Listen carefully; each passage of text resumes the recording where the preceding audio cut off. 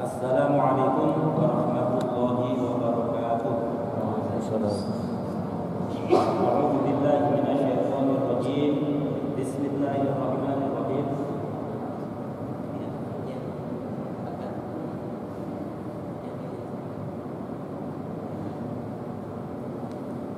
A'udzu billahi minasyaitonir rajim. Bismillahirrahmanirrahim. Alhamdulillahil wahidil qahhar.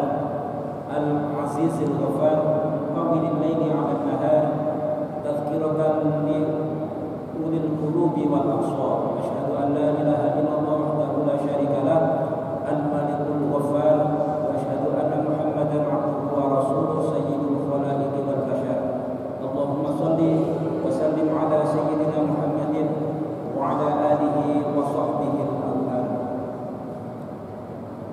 أما بعد. Mari kita memanjatkan rasa syukur kehadirat Allah Subhanahu wa taala atas limpahan rahmat, taufik, hidayah, ma'unah kepada kita sehingga pada hari ini kita bisa bermuajahah, bisa bertatap muka di Masjid Kampus 2 yang penuh berkah ini. Sholawat salam mudah-mudahan tetap Allah limpahkan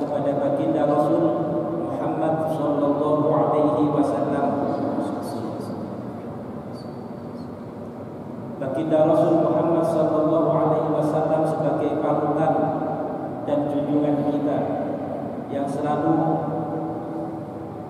kita jadikan sebagai teladan hidup dalam kehidupan sehari-hari. Dalam menjalani kehidupan ini kita mencontoh baginda Rasul Muhammad sallallahu alaihi wasallam. Mudah-mudahan kita semua termasuk umat Muhammad yang bisa meneladani baginda Rasul Muhammad sallallahu alaihi wasallam, dan mudah-mudahan mendapat syafaat baginda Rasul Muhammad sallallahu alaihi wasallam fid dini wad dunya ila yaumil qiyamah. Amin ya rabbal alamin. Pengurus LPPG, Lembaga Pengajian dan Pengkajian Al-Quran Universitas Islam Negeri Antasari, dan seluruh ketuanya dan seluruh jajarannya, serta seluruh partisipan, seluruh peserta yang hadir di dalam kegiatan kajian tafsir Al-Quran yang mudah-mudahan dirahmati oleh Allah Subhanahu wa taala. Pada hari ini kita akan membicarakan tentang ayat Al-Quran yang berkaitan dengan bagaimana memperteguh wawasan spiritual dan intelektual. Jadi berkaitan dengan bagaimana wawasan spiritual dan wawasan intelektual. Ada dua wawasan di situ yang terintegrasi, yang menyatu. Kemudian bagaimana kita berteguh dengan mengkaji ayat Al-Quran di dalam surat Ali Imran ayat 190 sampai 194. Dan model kajian kita itu lebih kita aksentuasikan, lebih kita orientasikan dengan pendekatan tadabbur Al-Quran. Tadabbur Al-Quran adalah merenungkan ayat-ayat Al-Quran ini kata demi kata, yang kemudian nanti diharapkan kita bisa mengambil pelajaran, bisa mengambil ibrah, bisa mengambil tazkirah, gitu. Kemudian bisa dijadikan sebagai ayat di dalam meningkatkan kualitas keberagamaan kita. Terutama itu, bahwa surat Ali Imran ini kan ada pilihan ketika mau membahas, dan saya memilih tema ini karena ini penting menyangkut bagaimana kita berupaya untuk meningkatkan kualitas keberagamaan kita dalam kaitannya kita sebagai masyarakat akademik. Kita itu berada di dalam lingkungan akademik, karena kita berada di lingkungan kampus, maka ayat ini kemudian menjadi penting karena ayat ini berkaitan dengan kualitas kita sebagai masyarakat akademik. Dalam sebutan yang lainnya adalah disebut sebagai kaum intelektual. Kaum intelektual itu. Kemudian kaum intelektual yang muslim. Nanti akan kita coba bahas. Di dalam bertadabbur Al-Quran, di dalam mengkaji Al-Quran itu ada beberapa tahapan. Yang pertama adalah melakukan analisis terhadap struktur kalimat, terutama analisis gramatikal. Melakukan analisis, menganalisis itu ayat Al-Quran itu dilihat dari segi nahwu dan shoroh. Memahami Al-Quran itu harus menggunakan ilmu nahwu dan shoroh, karena memang Al-Quran itu berbahasa Arab dan itu ditegaskan oleh Al-Quran. Penguasaan gramatikal, penguasaan nahwu dan shoroh itu menjadi keharusan ketika kita memahami ungkapan-ungkapan bahasa Arab yang memang memiliki ketentuan, yang memiliki batasan-batasan yang berkaitan dengan nahwu dan shoroh.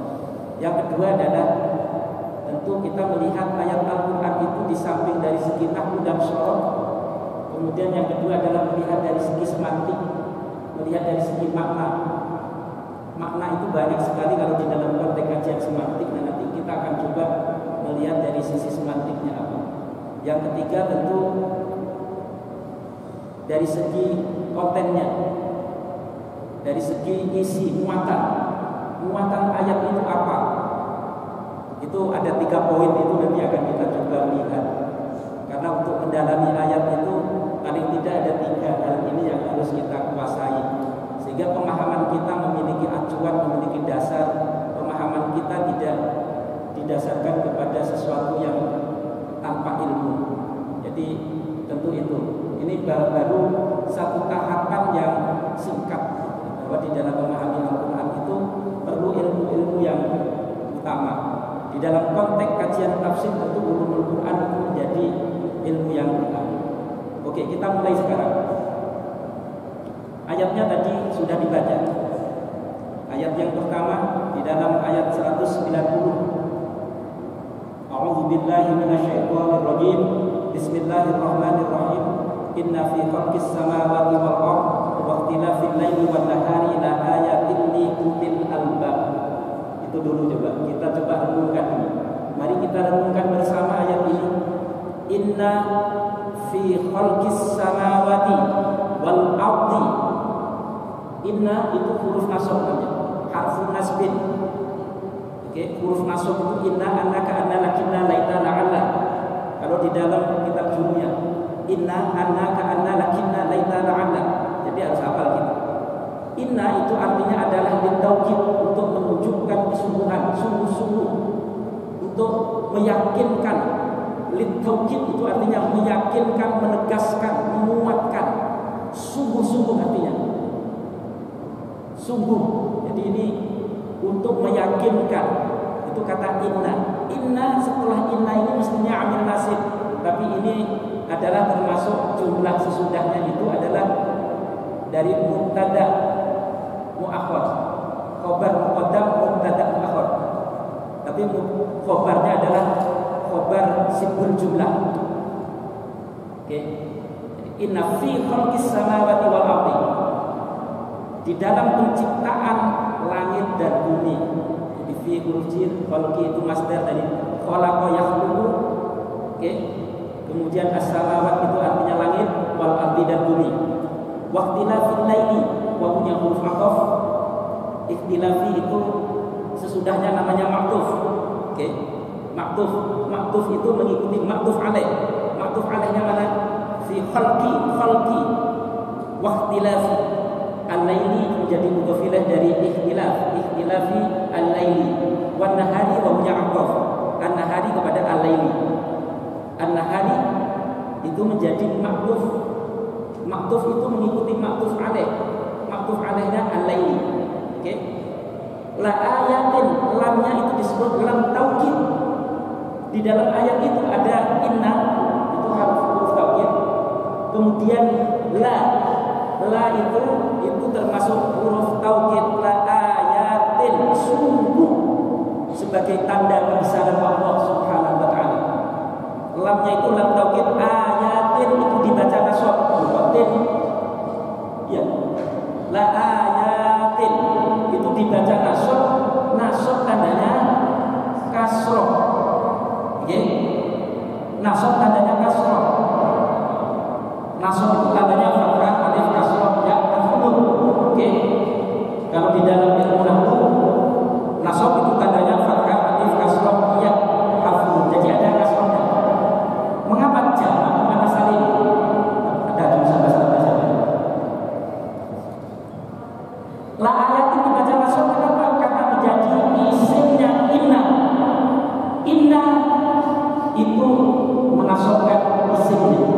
Oke, isim inna. Isim innanya itu la ayatin, dibaca nasab. Oke. Ayatin itu artinya tanda.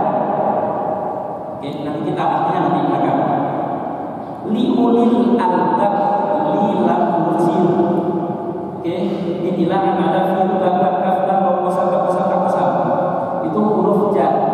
Oke. Jadi mau tidak harus hafal huruf jar. Karena ada huruf jar maka kemudian kalimat sesudahnya itu dijarkan. Uli itu termasuk apa ya? Termasuk menyerupai jamak.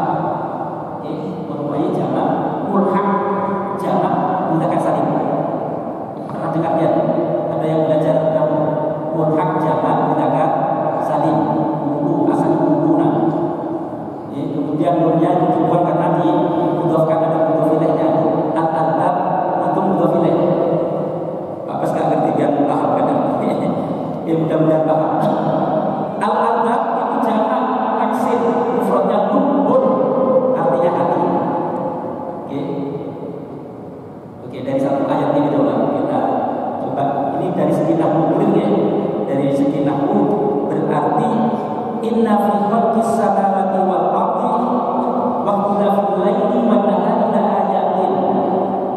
Itu adalah jumlah khobar mubtada mubtada muakhar. Apa bedanya mubtada yang biasa pertama mubtada khobar dengan khobar mubtada itu apa bedanya? Bedanya adalah tentang apa yang menjadi fokus di kalimat. Kalau di dalam istilah sekarang itu mungkin disebut aksen. Oke, aksen. Di dalam ayat ini yang menjadi aksen itu adalah fi khalqis samawati wal ardi wa ikhtilafil laili wan nahar. Yaitu tentang penciptaan langit dan bumi dan pergantian siang dan malam. Itu yang menjadi aksen, yang menjadi fokus. Berangkat dari penciptaan langit dan bumi serta perubahan siang dan malam itu yang menjadi fokus. Jadi berangkat dari sini. Untuk apa di ayat yang sebagai tanda-tanda kebesaran Allah? Untuk bisa memahami kebesaran Allah. Oke, ayat ini menjelaskan itu. Untuk bisa memahami kebesaran Allah Subhanahu wa taala dan kekuasaan Allah Subhanahu wa taala, itu caranya adalah dengan memahami fi khalqis samawati wal ardi wa ikhtilafil laili wan nahari.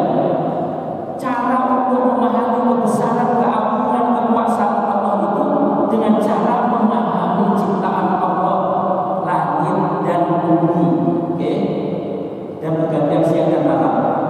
Itu cara kita memahami kekuasaan Allah, kebesaran Allah Subhanahu wa ta'ala. Oke, ini dari segi makna tadi. Kalau tadi dari segi apa? Dari segi nahwu. Inna fi khalqis samawati, di situ menggunakan kata khalaqa. Masdarnya khalqun. Artinya adalah penciptaan. Oke? Di dalam Al-Qur'an itu di samping kata khalaqa itu ja'ala. Ada ja'ala ya ja'ala, ada khalaqa ya khalaqa. Apa bedanya? Khalaqa ya khalaqa itu adalah menciptakan sesuatu dari tidak ada menjadi ada. Oke?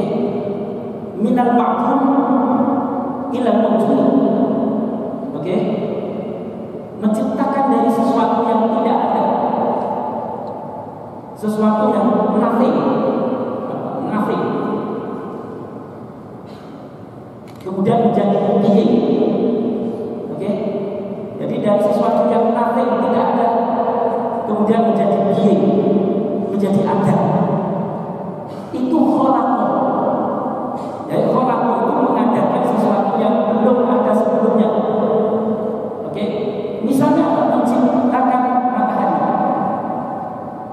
yang sebelumnya tidak ada matahari, kemudian diciptakan oleh Allah menjadi ada matahari.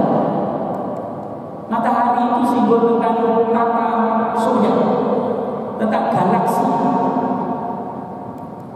Dan dia tahu Allah Subhanahu wa taala di dalam Al-Qur'an menegaskan ada 7 langit. Berarti ada 7 matahari. Baru 1 matahari aja yang sudah tidak bisa membayangkan kebesaran Allah Subhanahu wa taala.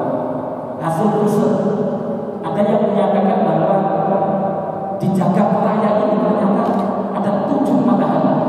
Kalau 1 matahari yang di situ ada buminya, yang di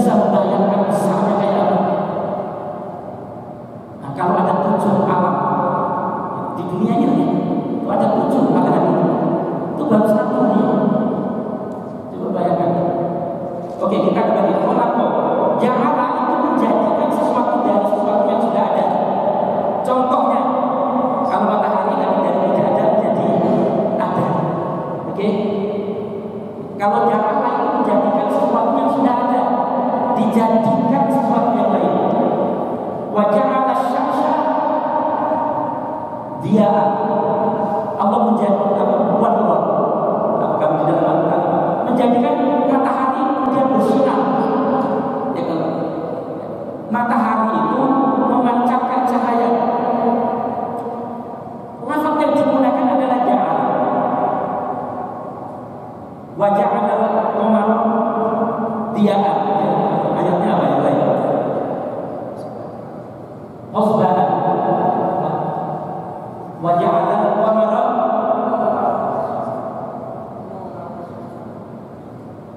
yang jelas bahwa Allah menjadikan bulan itu kemudian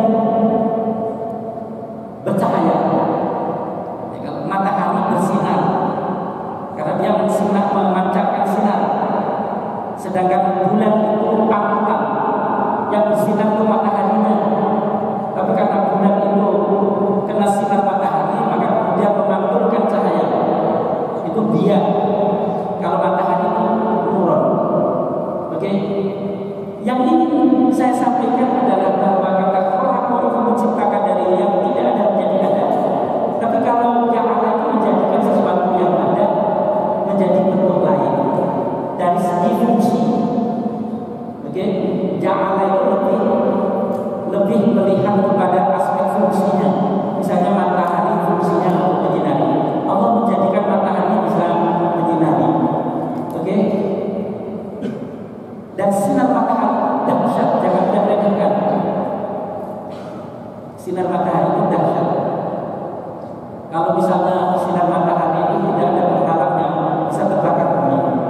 Karena ada penghalangnya, ada radiasi sabuk fatal yang menghalangi sinar violet. Oke. Nah itu. Oke. Radiasi sabuk fatal itu kalau ketika kita belajar dulu ketika masih SAT, SATA. Ya. Oke. As-samawat apa as-samawat? As-samawat itu adalah langit. Oke. As-samawat artinya langit. Langit itu adalah segala sesuatu yang ada di atas. Tapi Al-Quran itu menggunakan kata as-samawat. Itu maknanya apa? Rasulullah SAW membaca ayat ini sampai menangis. Dan lama sekali menangisnya. Mengapa ayat ini bisa membuat Rasulullah SAW itu menangis sampai sholat tahajud masih tetap menangis karena mendapatkan wahyu tentang ayat ini. Karena tadabbur, bagaimana kita meresepsi, bagaimana kita menangkap kedalaman makna ayat ini. Kata as-samawat itu memang langit, tetapi bahwa langit dalam pengertian yang luas, yaitu segala isinya. Al-Quran cukup menyatakan dengan as-samawat untuk menggambarkan tentang seluruh planet yang ada di langit. As-samawat itu di dalamnya ada matahari, oke? Kemudian ada bulan, kemudian ada planet-planet yang lainnya yang disebut dengan bintang-bintang al-kawakib. Bintangnya ribuan bintang yang bertebaran. Dengan menggunakan satu istilah as-samawat. As-samawat itu tidak bisa dipahami secara simpel. As-samawat itu gambaran tentang satu alam yang disebut hampa udara. Tidak ada udara, karena udara itu mengelilingi bumi kita ini, yang kemudian kita menghirup udara itu bisa bernapas. Ya karena kalau sudah dibuat bumi ini hampa udara. Dan kenyataannya kita semakin dekat dengan matahari. Ini ada bumi bulan. Tapi kalau semakin dekat dengan matahari, semakin panas atau semakin dingin? Semakin dingin. Semakin dingin. Yang bayangkan daerah dataran rendah dengan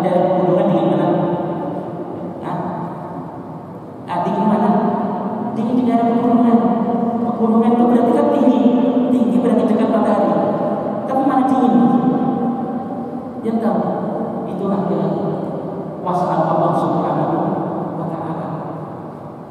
Semakin tinggi, ya kalau itu semakin tinggi. Daerah-daerah es. Jadi karena Pak Bas tempatnya asalnya juga di bawah dari pegunungan yang tinggi. Jadi kalau naik ke atas itu semakin tinggi. Itu kedahsyatan. Oke, kehebatan Allah Subhanahu wa Ta'ala. As-samawat itu jangan dipahami langit biasa yang sederhana, tapi langit yang di dalamnya ada matahari, kemudian ada bulan dan ada planet yang keseluruhan itu berjalan sesuai dengan lokasinya. Wasyamsu tajri li mustaqarrin laha. Matahari itu berjalan sesuai dengan tempat tidaknya, tidak bertumburan antara yang satu dengan yang lainnya.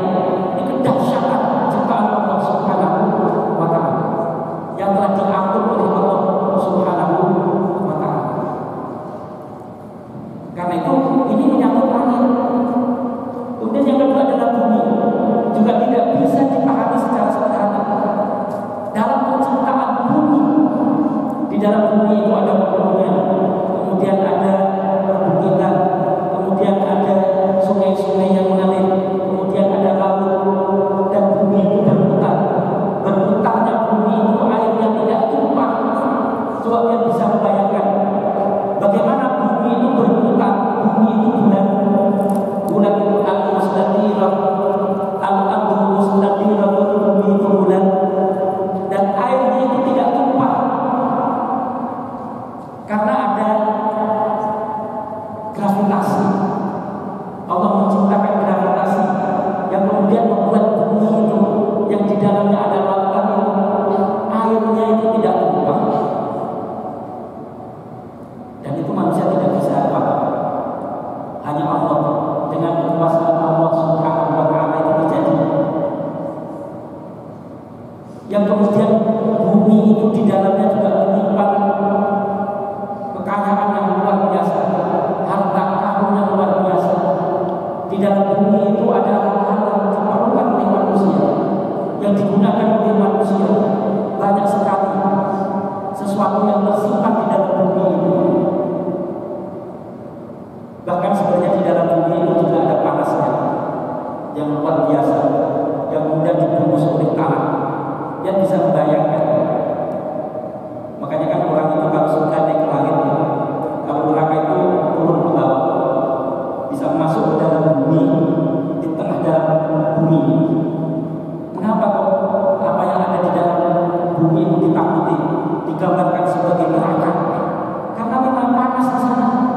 Ya, kalau gunung meletus itu di dalamnya panas, luar biasa.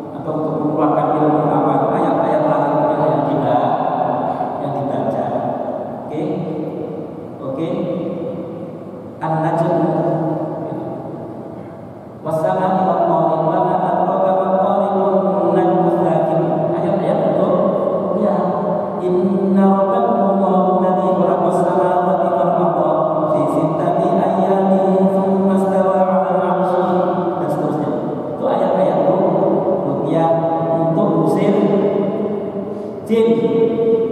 Oke, ayat untuk mesin jin itu ayat langit. Oke, ayat untuk mesin jin itu ayat langit. Jadi kalau dia merasa badannya ini kayak ada yang ganggu ini, ya kalau dia cari aja ayat-ayat langit dikumpulkan di badan. Pokoknya ada kata-kata as-samawatu wal-ardh.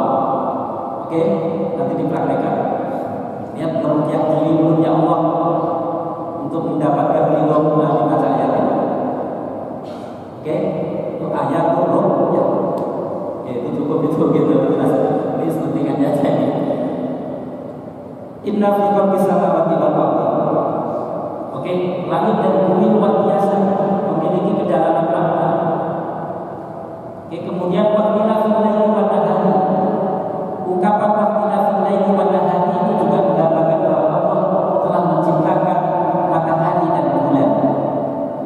Siang matahari itu menggambarkan Allah menciptakan langit dan bumi. Matahari dan bulan. Dengan matahari maka kemudian terjadilah siang. Dengan bulan terjadilah malam. Waqtina fil laili wan nahari. Ada perputaran langit dan bumi ini. Kalau di dalam konteks keilmuan Allah menciptakan langit dan bumi pergantian siang dan malam itu, maka kemudian muncul ilmu pengetahuan, ilmu bumi, kemudian ilmu tentang langit, astrologi, ilmu perbintangan. Ya semuanya itu bisa dikaji secara ilmiah. Makanya perlu mengkaji tentang kekuasaan Allah itu berdasarkan hasil kajian ilmiah, yaitu tentang langit ini apa saja, kemudian tentang bumi di dalam rangka apa? Untuk memperkuat wawasan spiritual dan intelektual yang keseluruhannya itu adalah dalam rangka penghambaan kepada Allah Subhanahu wa Ta'ala. Oke, ayatin sebagai tanda. Kata ayat itu, kata ayat itu artinya tanda. Tanda itu simbol, tanda itu isyarat. Kalau dalam konteks kajian ilmiah, istilah tanda itu bisa disebut dengan indikator. Ada indikator adanya langit dan bumi dan seluruh alam bumi itu adalah tanda, atau istilah lainnya disebut sebagai bukti, sebagai bukti proof, sebagai bukti kekuasaan Allah Subhanahu wa Ta'ala.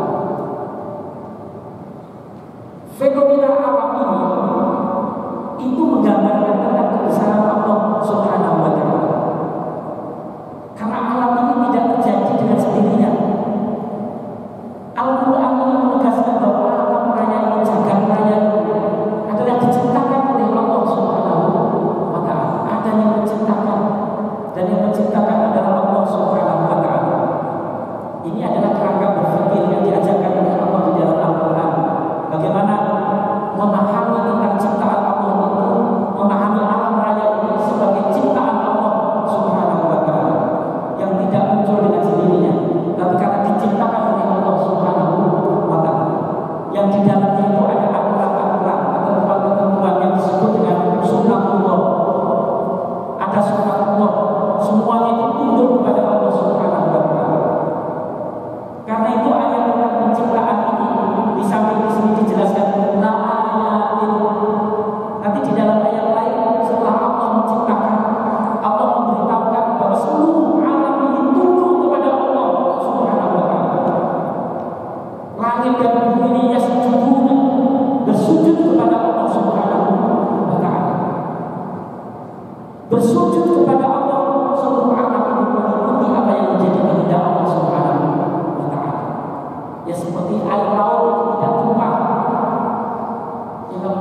gunung-gunung itu tetap tegak. Kemudian di tanah daratan ini ada pasak-pasaknya, ada pasak-pasaknya, dan pasak bumi itu diantaranya adalah batu bara. Nah, mudah-mudahan batu bara itu tidak dihabisi, karena itu menjadi penyakit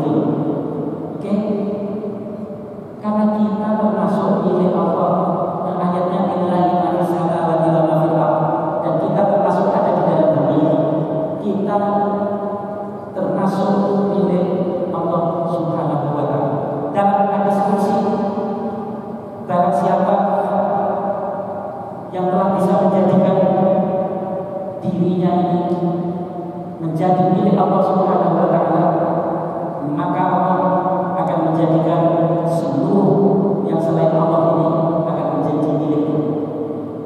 Oke? Seluruh selain Allah itu menjadi miliknya. Kalau seseorang itu bisa menjadikan dirinya sebagai milik Allah, oke? Kalau dia ingin punya ilmu, ya berarti harus menjadikan diri dia sebagai milik Allah.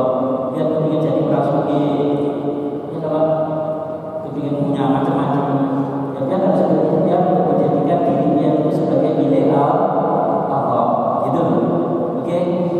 Sebagai milik Allah, kita ini milik Allah Subhanahu wa taala. Clear lagi? Ini ayat ini nih luar biasa. Caranya kita memahami amal, oke?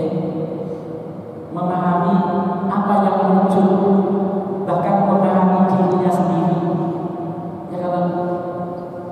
Ini kalau di dalam konteks apa? Dalam konteks pemikiran yang terlalu filosofis. Jadi Allah itu menciptakan makhluk yang kemudian dipetakan menjadi dua, makrokosmos dan mikrokosmos. Yang makrokosmos itu termasuk alam jagat raya makro. Yang mikrokosmos itu pada diri kita sendiri. Karena itu kita perlu memahami ciptaan Allah itu, memahami seluruh alam ini, dan termasuk memahami diri kita.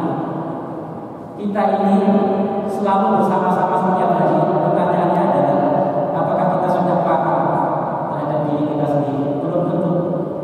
Ya kan? Belum tentu. Itu kelihatan nanti bagaimana orang bisa melakukan kontrol terhadap dirinya sendiri. Kontrol terhadap dirinya sendiri aja bisa. Orang berbeda-beda. Ada yang bisa melakukan kontrol terhadap dirinya, ada yang tidak bisa.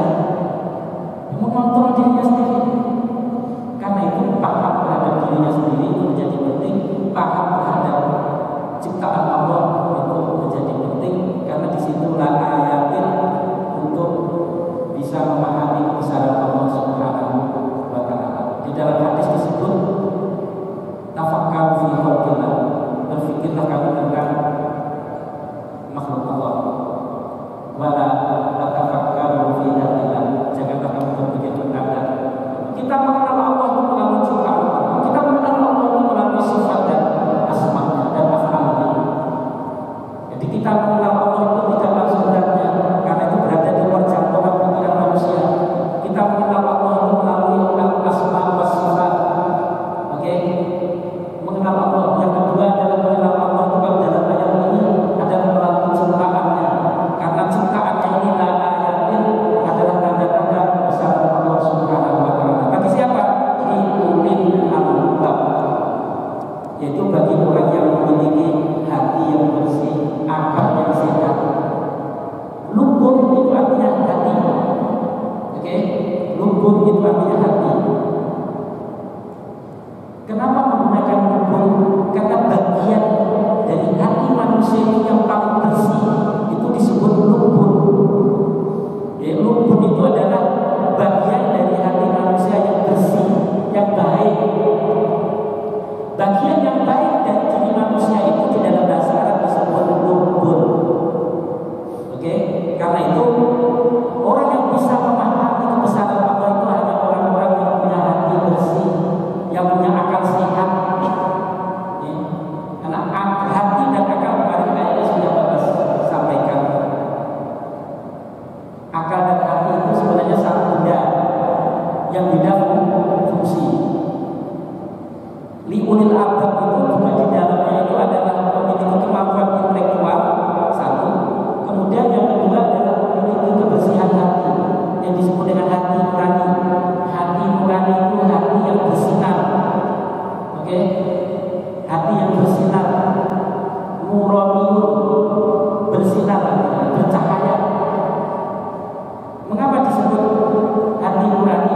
Karena selalu memancarkan kebajikan. Maka disebut hati nurani. Bagian dari diri manusia yang bersih itu disebut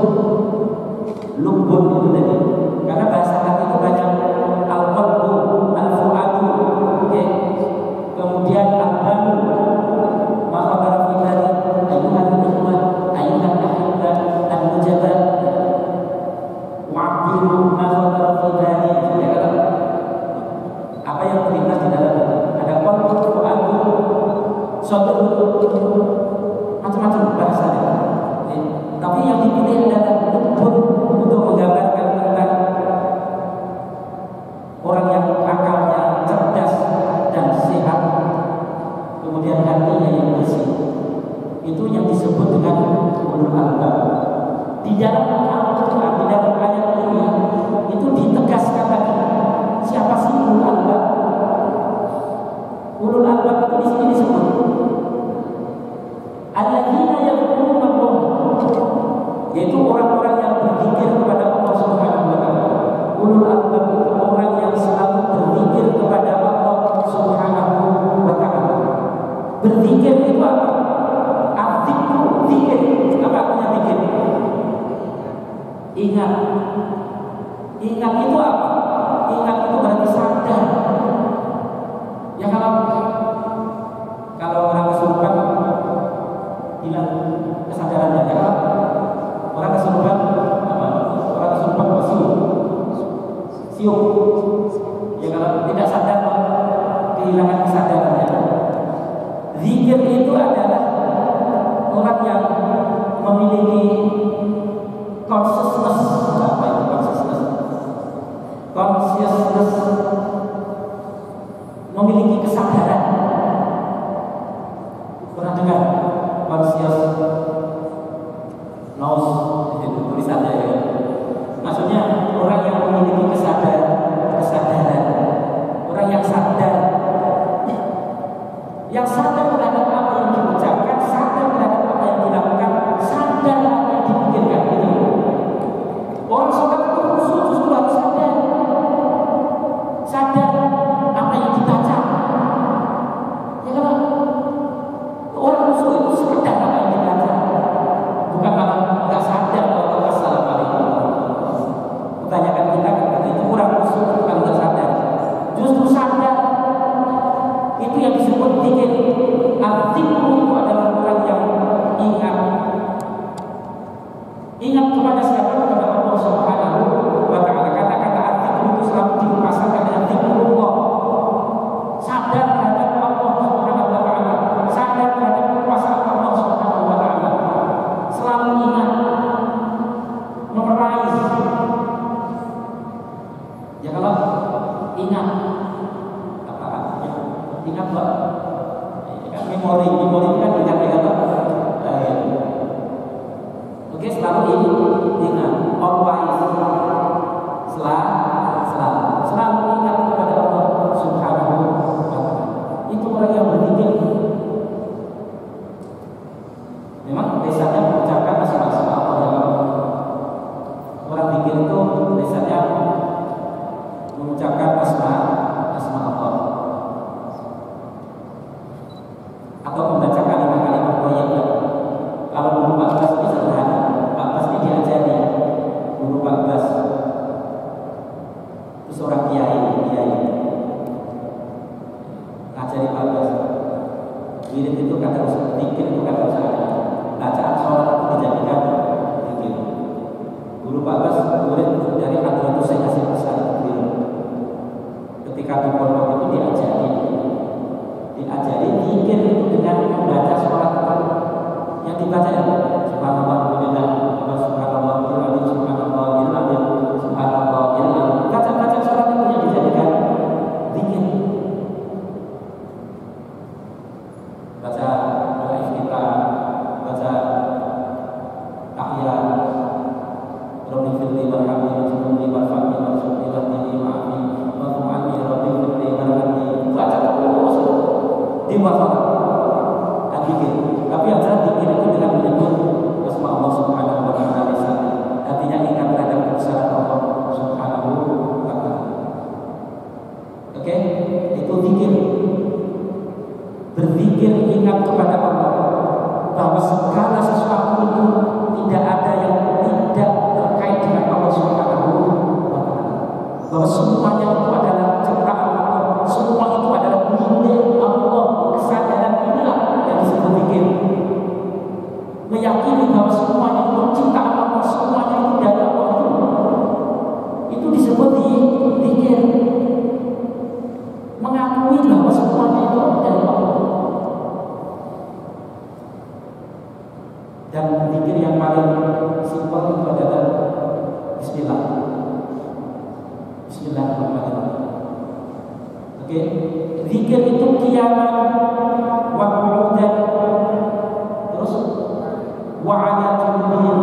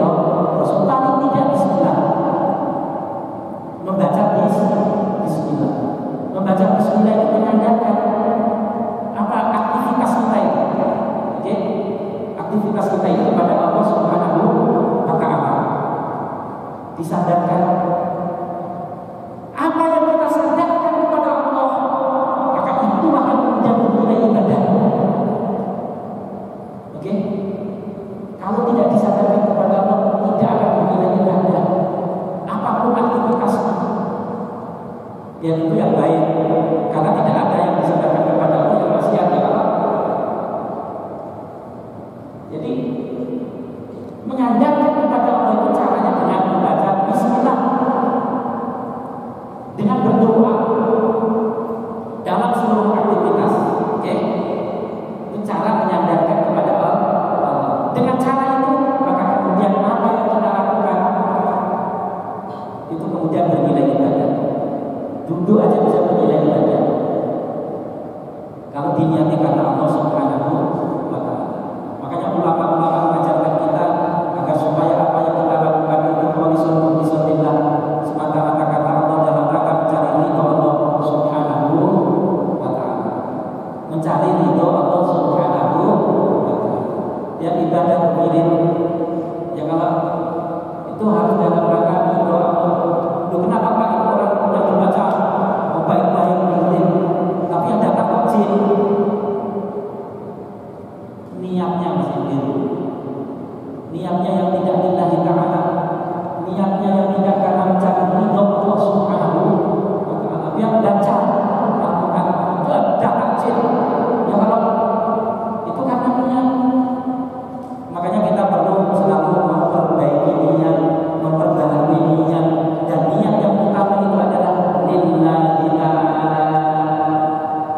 dalam rangka mencari ridho Allah Subhanahu wa Ta'ala, dalam rangka menjalankan perintah Allah Subhanahu wa Ta'ala, supaya kita tidak talim dan tidak berbingung, tidak salah jalan. Ini cara memperteguh supaya kita itu punya wawasan spiritual dengan cara zikir kepada Allah Subhanahu wa Ta'ala. Kalau yang sudah membiasakan membaca zikir kepada Allah Subhanahu wa Ta'ala, lama-kelamaan di seluruh tubuhnya akan berzikir kepada Allah. Tangan kita berzikir, kaki kita berzikir, semua bagian dalam tubuh itu akan ikut berzikir. Tapi mulai dulu dari hati, mulai dari hati, kemudian diucapkan. Banyak-banyak membaca asma Allah, ya Allah Rahmanur Rahim, Malikul Qudus, Salamul Mu'minul Muhaiminul Azizul Jabbar, Al-Mutakabbir, Khalilul Bari'ul Musawwirul Ghafar, Al-Ahadul Razzaqul Rahim. Asma Allah dihafal. Ya Allah, asma Allah itu dihafal, dibaca. Apalagi ada yang bercerita orang yang banyak mengamalkan Asmaul Husna itu kalau mati jasadnya tidak hancur. Ya kalau orang mati kita nanti buka kuburnya kalau masih utuh. Nah, salah satunya ini pengamalannya adalah Asmaul Husna. Oke, Asmaul Husna. Oke, kita teruskan. Li ulil albab alladzina yadhkuruna Allaha qiyaman wa qu'udan wa 'ala junubihim. Qiyaman wa qu'udan wa 'ala junubihim maksudnya adalah seluruh aktivitas qiyaman wa qu'udan wa 'ala junubihim itu gambaran bahwa aktivitas manusia itu pada dasarnya adalah berdiri, kemudian duduk atau berbaring, memperbaiki mobil sampai berbaring aja. Ya kalau kan bekerja aktivitas. Oke. Pas kayak begini sambil duduk, ya kalau ngajar bisa sambil duduk, bisa sambil berdiri. Ada tukang bangunan ya sambil berdiri, karena sambil duduk ya. Jadi intinya itu tidak menyebutkan jenis aktivitas apa, tapi menyebutkan aktivitas yang sifatnya mencakup bahwa aktivitas manusia itu pada dasarnya terdiri dari qiyaman wa qu'udan wa 'ala junubihim. Paham? Oke. Wa yatafakkaruna fi khalqis samawati wal ardh. Yatafakkaruna itu aktivitas akal, aktivitas intelektual. Kalau yang Allah itu aktivitas qalb, af'alul qulub, aktivitas hati. Oke? Aktivitas hati yang selalu kembali kepada Allah Subhanahu wa Ta'ala. Hati itu larinya kepada Allah Subhanahu wa Ta'ala. Oke? Itu aktivitas hati. Itu adalah hati itu untuk memahami Allah Subhanahu wa Ta'ala, untuk mendekat Allah Subhanahu wa Ta'ala itu dengan hati. Kalau akal itu artinya ke, kalau hati lari ke Allah, ke akhirat. Oke, hati itu larinya ke akhirat, ke Allah. Kemudian kalau akal itu larinya ke dunia. Akal larinya ke dunia. Yang tafakkaruna itu menggunakan akal untuk berpikir, untuk memikirkan, antafakkur, untuk merenungkan, untuk memikirkan ciptaan Allah Subhanahu wa Ta'ala. Oke, itu menggunakan akal. Jadi hatinya dan akalnya sehingga berfungsi. Bedanya akal dan hati, kalau hati lari kepada Allah untuk memahami kebesaran Allah, sedangkan akal itu untuk memahami fenomena alam raya ini. Oke, sehingga kalau sesuatu tidak sesuai dengan kenyataan, sesuatu tidak sesuai dengan kenyataan yang ada di alam itu disebut tidak masuk akal. Mengapa dikatakan tidak masuk akal? Karena tidak sesuai dengan fakta. Oke, tidak sesuai dengan apa yang dialami, tidak sesuai dengan apa yang dilihat. Itu disebut tidak masuk akal. Oke, jadi tidak masuk akal itu kalau bertentangan dengan realitas yang begini. Oke, ya tafakkur dan fi khalqis samawati wal ardh. Tafakkur itu adalah memikirkan tentang ciptaan Allah, langit dan bumi. Maksudnya ya seluruh jagat raya ini. Tafakkur di dalam Ihya itu dijelaskan dalam tadi. Tafakkur itu memang memikirkan tentang ciptaan Allah di alam ini. Tapi yang kemudian bisa membawa seseorang itu kemudian dekat kepada Allah Subhanahu wa Ta'ala. Oke, kata kuncinya adalah tafakkur itu adalah merenungkan ciptaan Allah yang bisa membuat orang itu menjadi lebih dekat kepada Allah Subhanahu wa Ta'ala. Itu baru disebut tafakkur. Kalau tafakkur kemudian tidak membuat seseorang itu semakin dekat kepada Allah, tidak disebut tafakkur. Jadi prinsip utama di dalam tafakkur itu adalah semakin membuat seseorang itu dekat kepada Allah. Kenapa? Karena apa yang dikaji, apa yang dipikirkan itu menjadi tanda tanda kekuasaan Allah Subhanahu wa Ta'ala. Nah itu, jadi itu yang dimaksud dengan wa yatafakkaruna fi khalqis samawati wal ardh. Ulul albab itu adalah gambaran tentang cendekiawan muslim, intelektual muslim. Seorang muslim yang intelektual dan intelektual yang muslim. Dia sebagai intelektual sekaligus sebagai seorang muslim. Dia sebagai seorang muslim sekaligus sebagai intelektual. Orang yang soleh tapi juga memiliki kemampuan intelektual. Kalau dari Al-Quran ini tidak membuat malu umat Islam, tapi ketika ini diabaikan, maka kemudian menjadi sesuatu yang bersifat ironis yang kita terima. Orang Islam itu terbelakang dari segi pengetahuan. Padahal kalau dari sini ini Al-Quran mendorong agar supaya kita memiliki kemampuan intelektual, memiliki ilmu pengetahuan yang luas. Tidak ada yang menghalangi umat Islam itu untuk mengkaji ilmu pengetahuan. Oke, itu kira-kira itu. Ayat berikutnya, dua ayat saja ini cukup nanti ayat berikutnya karena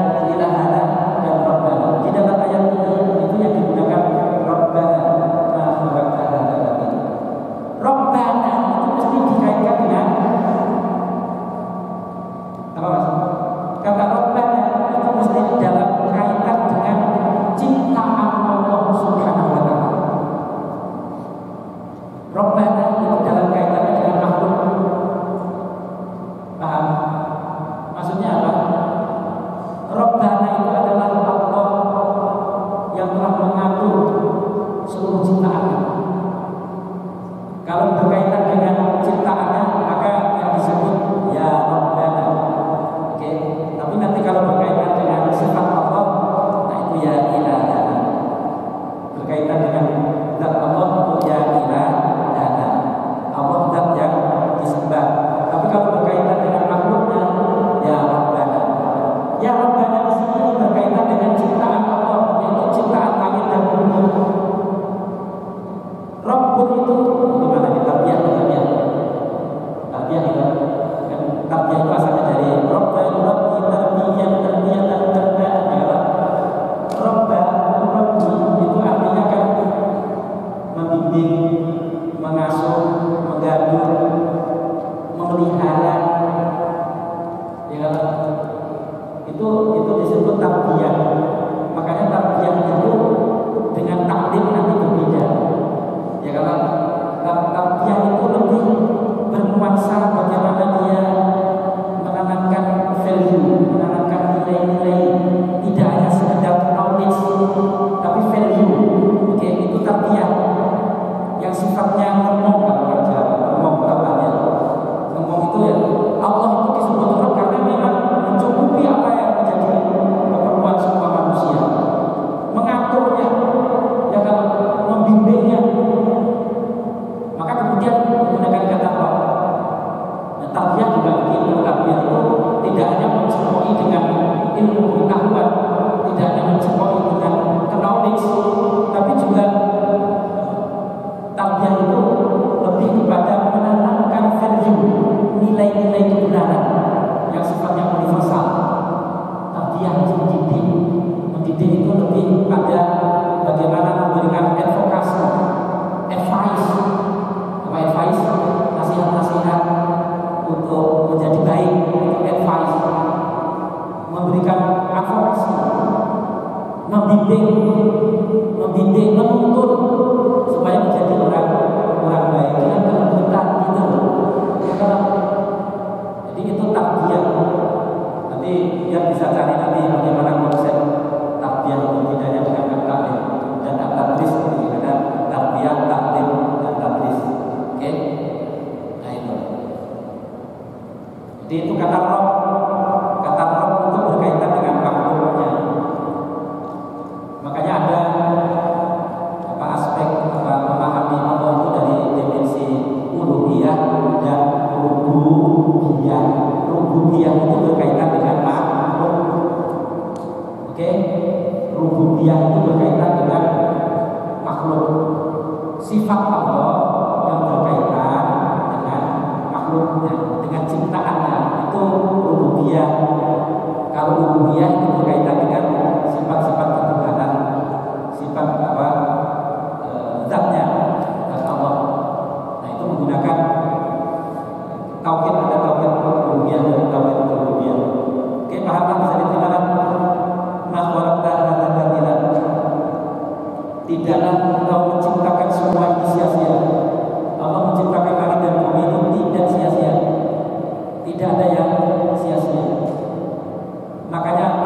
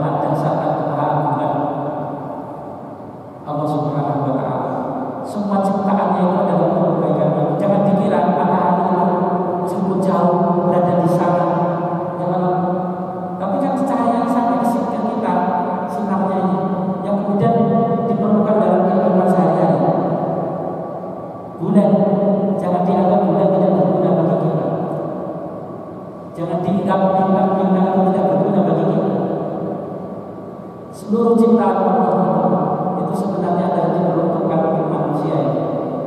Termasuk bumi ini diciptakan oleh Allah ini untuk kemaslahatan kita ini. Ya kalau udara aja kita akan memerlukan udara. Ini kan luar biasa ya. Coba kalau misalnya udara itu tidak ada, langsung kita meninggal. Udara. Makanya bagi orang yang memiliki kepekaan ketika Allah menyatakan tentang bagaimana penciptaan langit dan bumi, dia tersentuh itu. Karena dirinya tidak ada harganya apa-apa. Dia tidak bernilai dan tidak bisa berbuat apa-apa.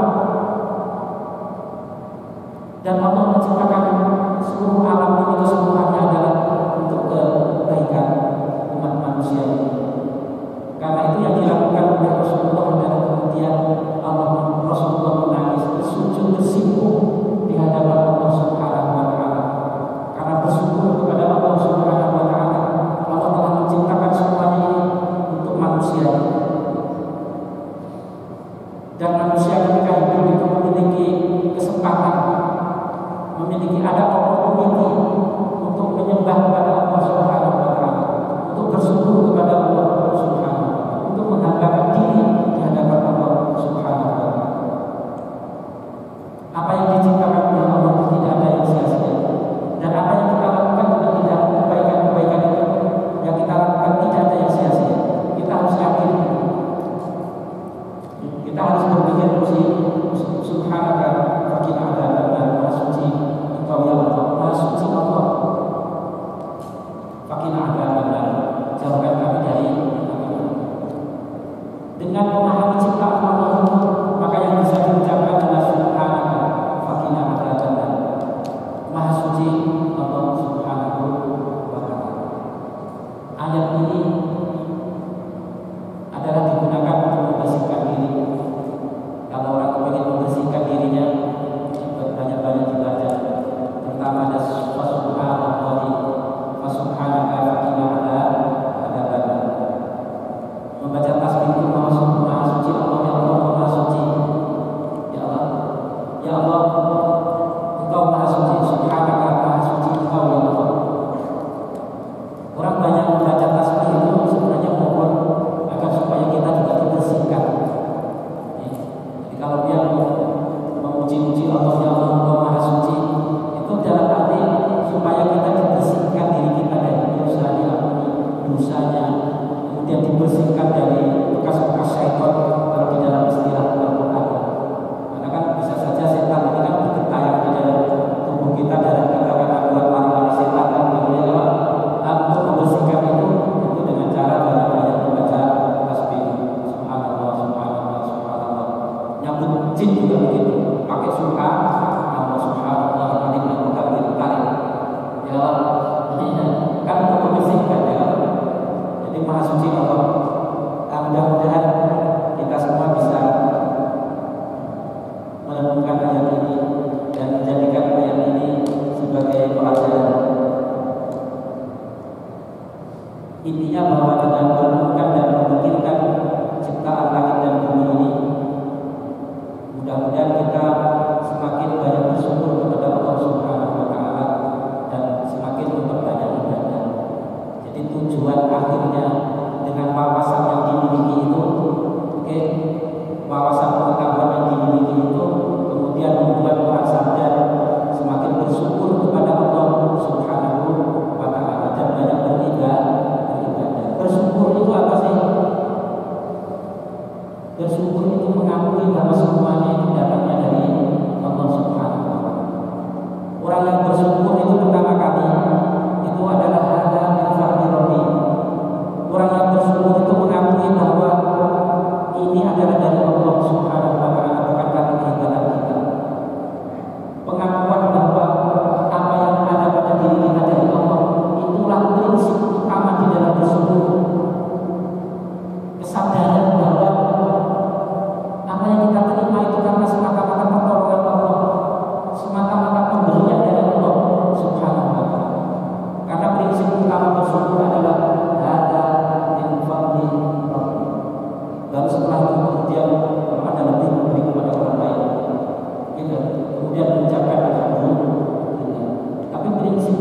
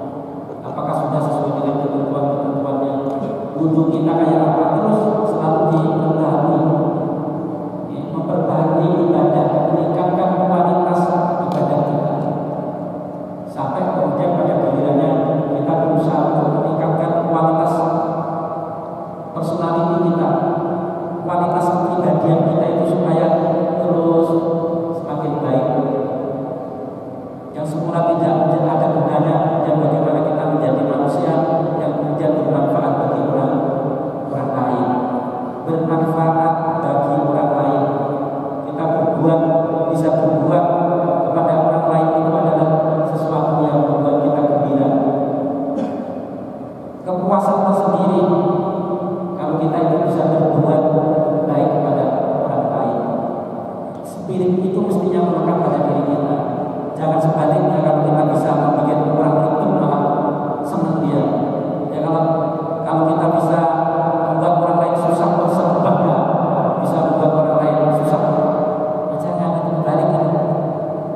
Islam mengajarkan kita pas kalau kita melakukan kebaikan, kita berbuat baik kepada orang lain. Mungkin ini sekilas kita tadabbur terhadap ayat ini.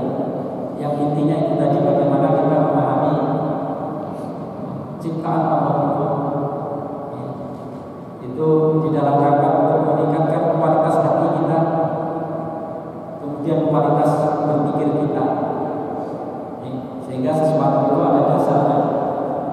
Dan mudah-mudahan kita menjadi pribadi-pribadi yang disebut sebagai ulul albab itu tadi, yaitu intelektual yang memiliki ketulusan hati, yang memiliki personality yang jujur, intelektual yang jujur, yang solih, yang selalu berpihak kepada kebaikan, menjadi muslim yang juga diimbangi dengan kemampuan intelektual, tidak hanya rajin ibadah dalam pengertian menjalankan ritual ibadah, tapi juga memiliki kemampuan intelektual, memiliki pemahaman terhadap ilmu pengetahuan. Memiliki ilmu pengetahuan itu bukan dosa. Kalau dalam ayat ini justru itu sebagai bagian dari penghayatan terhadap ayat ini. Memiliki kewawasan yang luas tentang ilmu-ilmu tertentu yang sekarang ini kan muncul banyak sekali disiplin ilmu. Dan itu mudah-mudahan bisa membuat kita semakin menjadi baik, menjadi lebih dekat kepada Allah Subhanahu wa taala. Kira-kira itu. Terima kasih. Dan selanjutnya saya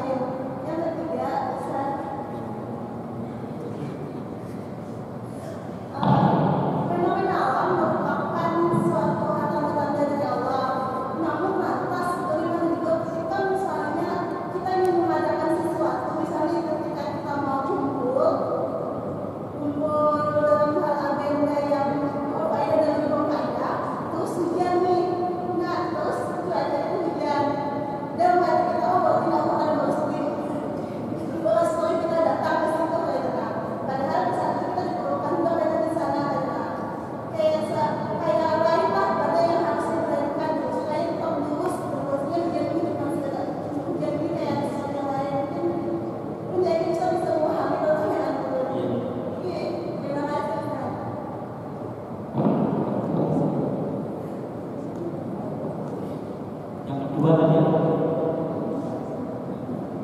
apa tadi yang kedua tadi?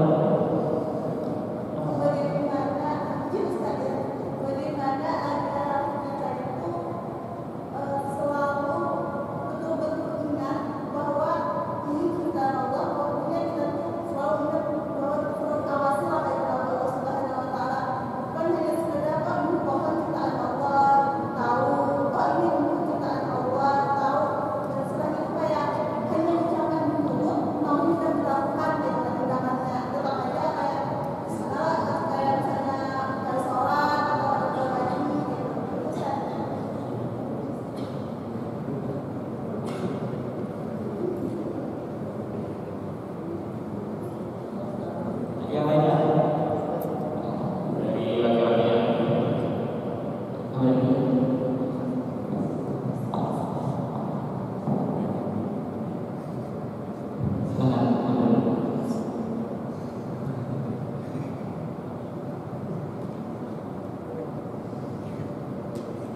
oke, kalau begitu kita coba jawab dulu ya, satu-satu. Oke, Rusia, alhamdulillah, terima kasih. Syukran.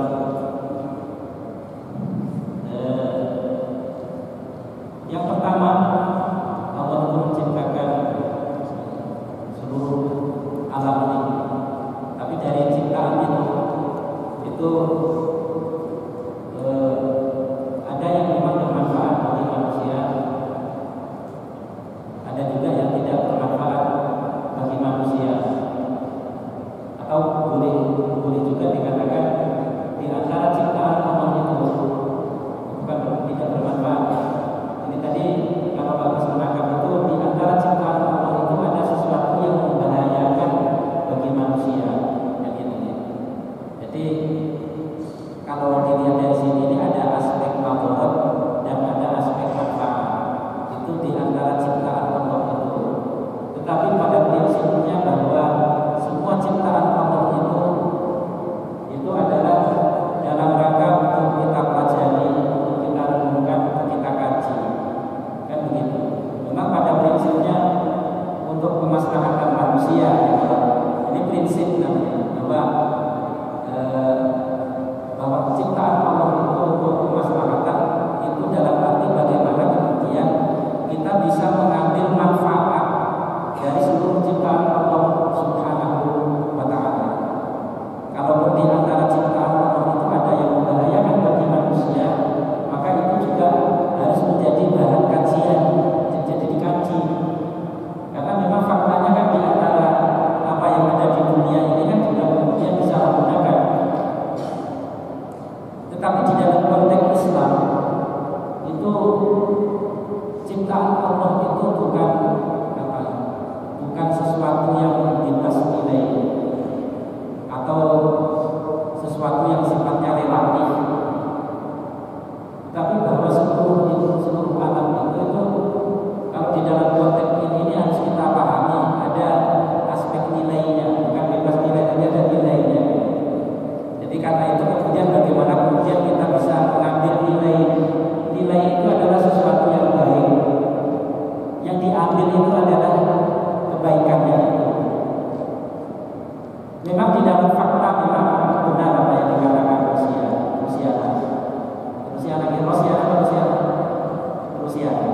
Jadi bahwa ada hal tertentu yang memang membahayakan, kayak misalnya angin itu kan bermanfaat, tapi dalam hal tertentu, dalam kondisi tertentu itu bisa membahayakan. Ya sama dengan kayak air itu dalam hal tertentu bisa bermanfaat, tapi kalau kita lihat dalam kondisi yang lainnya itu bisa membahayakan. Itulah ciptaan Allah. Karena itu kemudian manusia itu dituntut untuk memahami tentang karakter alam ini. Gitu. Jadi kan yang tafakkaruna fi khalqi samawati wal ardi. Ini kan sebenarnya mendorong kepada kita agar supaya kita itu bisa memahami karakter alam. Dari karakter alam yang kita pahami itu kemudian bagaimana kita memperlakukan atau bagaimana perlakuan kita, bagaimana sikap kita ini, bagaimana kita menghadapinya.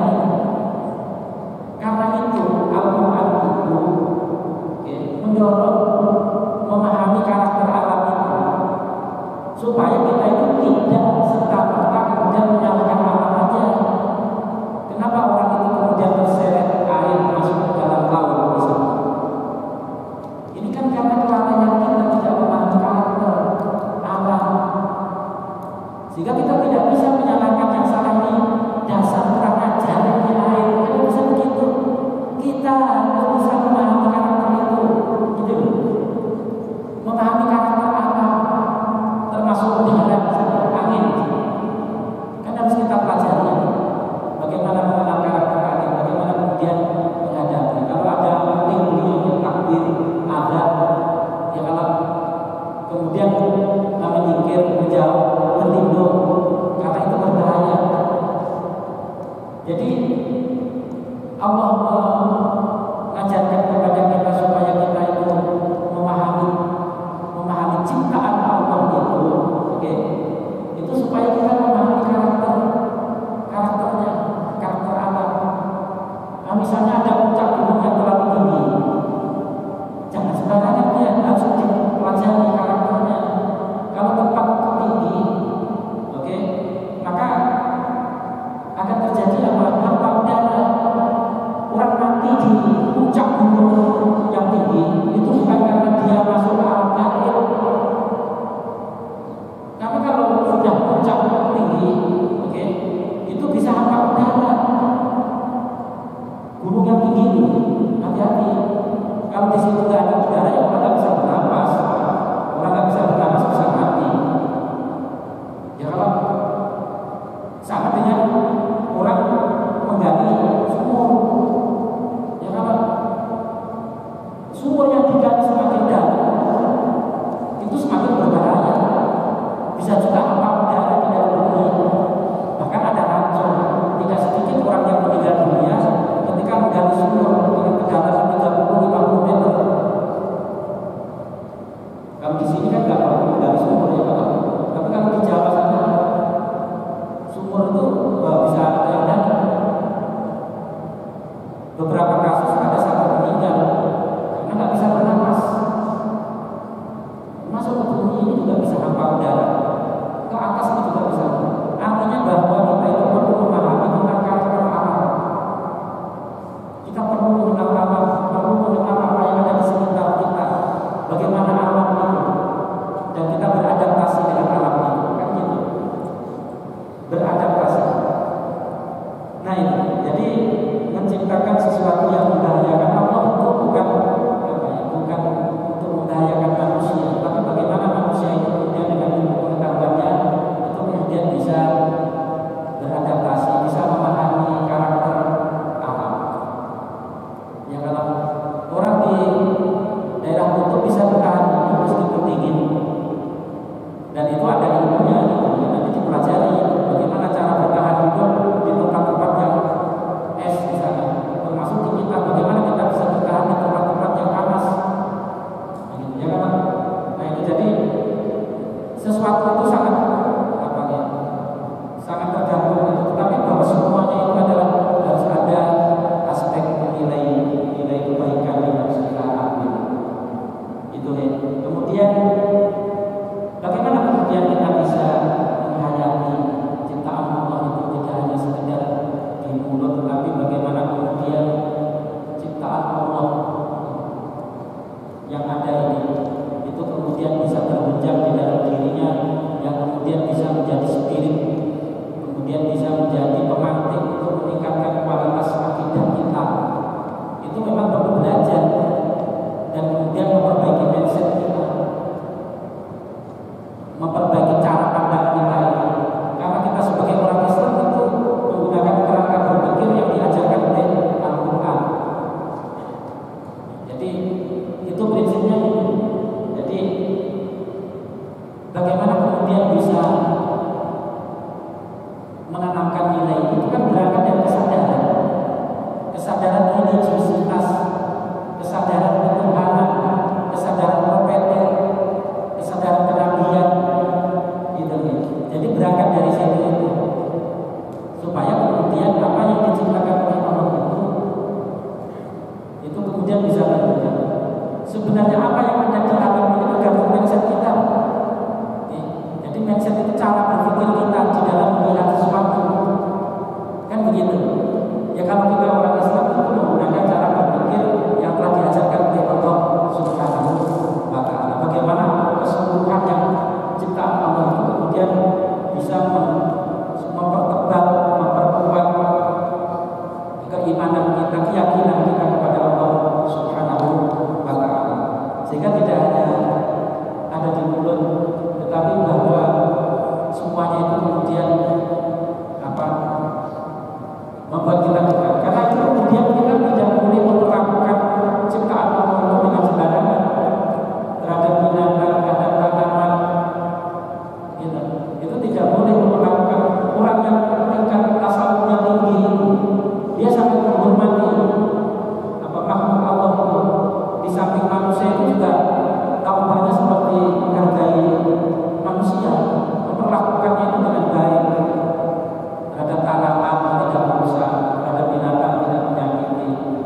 dan seterusnya.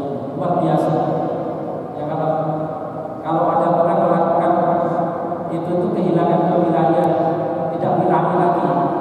Tidak wilayah itu tidak berhati-hati menjaga privasi dirinya ini, menjaga hatinya ini. Jadi tergantung mindset orang. Karena itu kalau orang kepingin bisa menghayati itu berangkat, itu tadi dari cara berpikir dia dan semuanya itu disandarkan kepada Allah Subhanahu wa Ta'ala. Sehingga apapun yang terjadi itu karena selalu dikembalikan kepada Allah, orang kemudian tidak mudah heran. Tidak mudah heran. Memang itu karakter manusia begitu. Jadi kalau ada orang menafsir misalnya ya begitu, ya mungkin bisa pelajaran yang diambil ya orang harus hati-hati. Kalau pas hujan mending istirahat dulu misalnya kan. Ya kalau apalagi pas petir dan seterusnya. Jadi menjaga dirinya kayak apa? Oke, itu dengan itu. Kemudian yang ketiga tadi tentang salah di dalam memahami fenomena alam. Itu tadi salah di dalam memahami fenomena alam. Yang sebenarnya bahwa apa yang diciptakan oleh Allah itu ada tujuannya. Ya kalau ada tujuannya dan ada kegunaannya bagi manusia ini. Meskipun itu di sisi lain mungkin dianggap berbahaya, tetapi itulah keseimbangan di dalam hidup, termasuk keseimbangan alam. Makanya kemudian ada sebutan sunatullah tadi. Kalau orang Islam memahami seluruh ciptaan Allah itu selalu dikembalikan kepada Allah Subhanahu wa Ta'ala. Tapi perlu dikaji secara ilmiah gitu.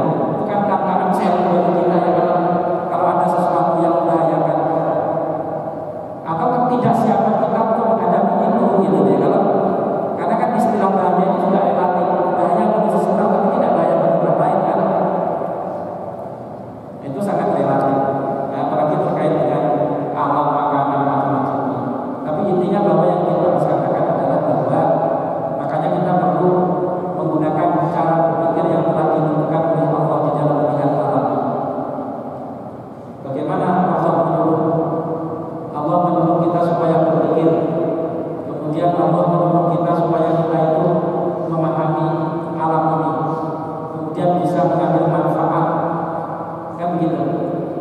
Kemudian bagaimana kita menyikapi di dalam itu kira-kira itu. Dan bahwa dari fenomena alam ini kan di dalam ayat ini menegaskan bahwa semuanya itu adalah menjadi tanda-tanda untuk memahami kekuasaan Allah Subhanahu wa Ta'ala. Baik itu yang kita tidak siap untuk menghadapi itu maupun yang kita siap menghadapi. Kayak misalnya ada yang membahayakan dan tidak membahayakan bagi manusia. Semuanya itu di dalam rangka untuk memahami kebesaran Allah Subhanahu wa Ta'ala. Justru dari situ usianya bahwa kita tidak hanya di dalam menghadapi realitas alam. Ada kelemahan manusia itu di dalam menghadapi ini. Ya kalau misalnya kita bisa menjangkau terhadap seluruh planet misalnya, ada keterbatasan. Nah itulah titik lemah yang justru itu kemudian membuat kita itu lemah di hadapan Allah Subhanahu wa Ta'ala. Dan sangat salah kalau misalnya ada orang mengaku dirinya sebagai Tuhan. Ya kalau kan ada yang membuat diri kita ini kemudian bersikap angkuh, takabur, jumawa, merasa hebat kan begitu. Kalau dibanding dengan ciptaan Allah, dengan memahami ciptaan Allah ini bahwa kita tidak ada apa-apanya. Gitu. Jadi menanamkan sikap itu bahwa kita tidak ada apa-apanya di hadapan Allah itu kan luar biasa. Bagian dari upaya menghayati bahwa kita tidak bisa berbuat apa-apa kecuali kalau dari jarak jauh itu kayak taksi gitu, stop, nah, gitu ya kan tidak bisa ya kalau orang diri kita juga tidak bisa mengendalikan diri kita. Ya kalau misalnya umpamanya dia bisa ngatur dirinya, kan nggak bisa. Yang bisa dia lakukan adalah ngomong. Tapi kalau misalnya kamu jangan panjang ya sudah sampai 1 bulan, nggak bisa ya. Ya kalau ayo kamu jangan panjang ya nggak bisa. Padahal rambutnya loh. Nah, tersebut dalam 3 bulan ini menginginkan rambut untuk kada panjang, kemudian rambutnya kada panjang, kada bisa supaya kada panjang ya dipotong, ya kan? Artinya dia sendiri nggak bisa mengendalikan dirinya sendiri, gitu. Kalau orang kantor ciptakannya aneh juga, ya kan? Kantor jangan keluar dulu. Kalau sudah ya kan? Ya tetap juga gitu. Artinya bahwa kita terhadap diri kita sendiri aja dalam hal ini tidak bisa mengendalikan, gitu. Makanya disitulah kekuatan Allah. Innallaha ala kulli syai'in qadir. Makanya kita harus pasrah kepada Allah, tawakal kepada Allah, menyandarkan pasrah kepada Allah, gitu. Karena ada dari bagian dari diri kita sendiri aja kita nggak bisa apa-apa. Ya kalau nah itu kira-kira itu. Dan kita harus bersyukur bahwa pertolongan Allah mudah sehat, mudah kuat, mudah diberi ilmu oleh Allah, kan gitu. Mudah bisa beribadah, semuanya kan harapan supaya menjadi baik, kan biar dia kan supaya menjadi baik, supaya pintar. Ya kalau sudah berusaha ternyata ya biasa-biasa, ya itu nanti perlu perjuangan, ya. Ya kalau perlu perjuangan, terus ada ikhtiar untuk menjadi baik. Itu kira-kira. Baik, selamat pagi.